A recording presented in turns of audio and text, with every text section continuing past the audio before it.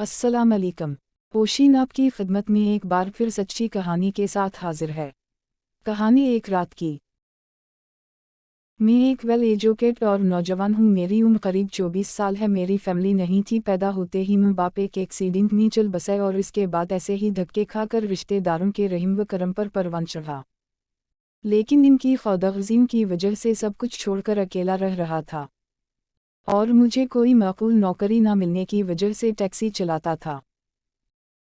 ये कहानी मेरे इन बहनों भाइयों के नाम जो लालच में देर रात तक घर से बाहर रहता ही और अनजाने में अपना नुकसान करवा बैठता ही।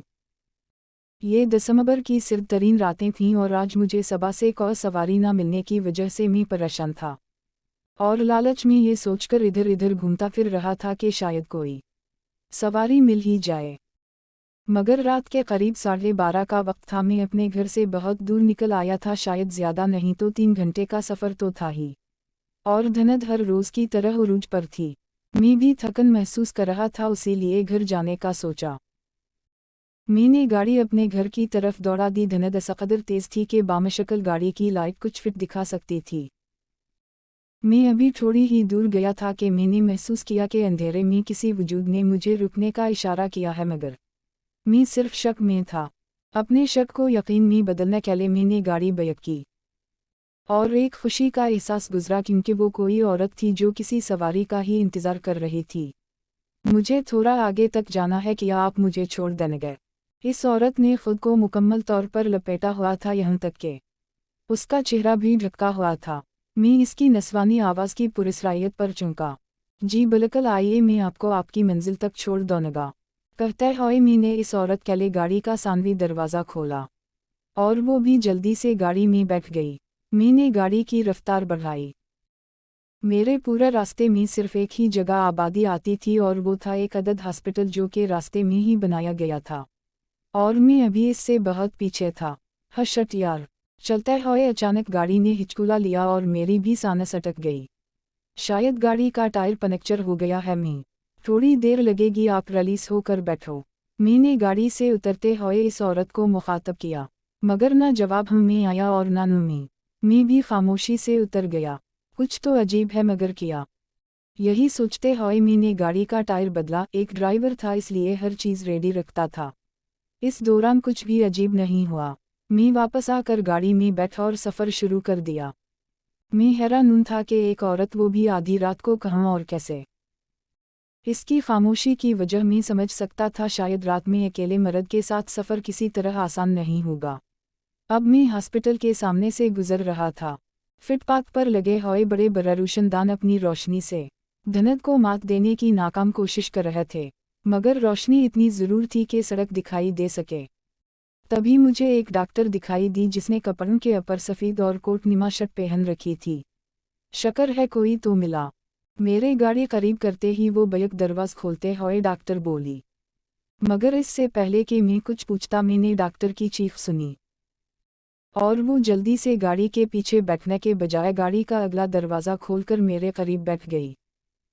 मुझे हैरत और डॉक्टर की हालत देखकर असली आंखें बंद कर लीं और जल्दी जल्दी मुँह में कुछ पढ़ने लगी और सिर्फ खुद पर ही नहीं, मेरे ऊपर भी फूंकने लगी।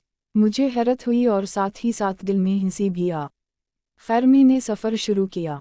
मामा, मुझे बहुत डर लग रहा है, आप प्लीज़ मुझसे कुछ देर बात और कर लें।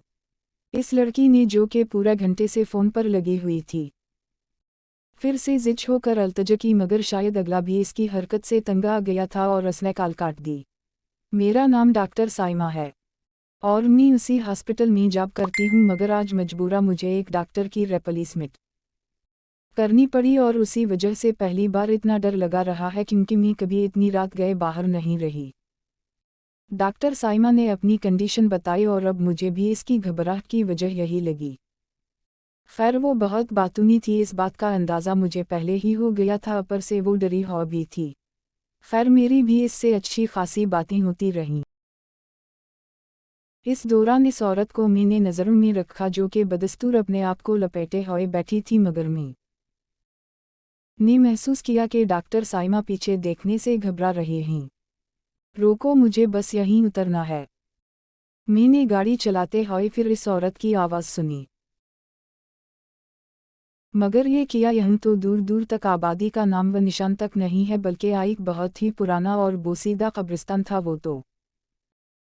मैं इस जगह को अच्छी तरह जानता था, वहाँ से कई किस्से मशहूर थे। लेकिन आप यहाँ कैसे? और इससे पहले कि मैं कुछ और बोलता मेरी आवाज़ रंध गई। डॉक्टर साइमा की घबराहट की वजह मुझे अब समझ आ रही थी। इस औरत की एक आँखा गायब थी और दूसरी आँखा पर जैसे आलू की आँखा रखी हो। मैं कुछ बोलता इससे पहले ही इस औरत ने मुझे कुछ घचमच किए हुए नोट पकड़ाए और कब्रिस्तान में दाखिल हो गई। इस औरत का पीछा करने का शौक मेरे अंदर भी पैदा हुआ, क्योंकि मुझे पता था कि कब्रिस्तान 4 दीवारों से बंदाल है, सिर्फ एक दरवाज़ा ही है जिससे वो औरत अंदर दाखिल हुई थी। अब ये तो कि नहीं सकते कि कब्रिस्तान से दूसरी तरफ होगा उसका घर। आप कहाँ जा रहे हैं? मुझे उतरता देख डॉक्टर साइमा घबरा। आप बलकल फ़क्र ना करें, मैं बस अभी आता हूँ। गाड़ी को लॉक कर लें। मैंने डॉक्टर साइमा को मुखातब किया और ख़ुद कब्रिस्तान की तरफ पैर बढ़ा दिए। खौफ तो मेरे अंदर भी था, मगर इस औरत के बारे में जानने का शौक भी था। खैर मैं खुदा का नाम लिया और कब्रिस्तान में दाखिल हो गया। धुंधाल की वजह से मुझे नज़र बहुत कम आ रहा था, मगर मैं महसूस कर पा रहा था कि हर तरफ बोसीदा कब्रें और जानवर ही हैं। मैं कब्रिस्तान की एक दीवार से दूसरी दीवार की तरफ गया, मगर वो औरत जाने कहाँ गायब हो गई। अब मैं कब्रिस्तान के बीच में खड़ा था और इस औरत का नाम व निशान नहीं था। अचानक मेरे कंधे पर किसी ने हाथ रखा और मेरी चीख निकल गई, मगर एक निस्वानी चीख, और वो भी इतनी आवाज़। मैंने पीछे मुड़कर देखा तो डॉक्टर साइमा खड़ी रो रही थीं।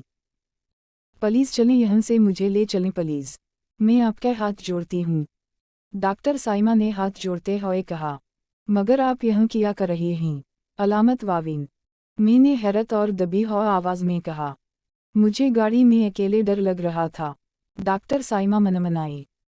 मगर इसके पहले मैं कुछ बोलता एक कब्र गड़गड़ाहट से फटी, और इसमें वही औरत बैठी हुआ मी ऊंची हो।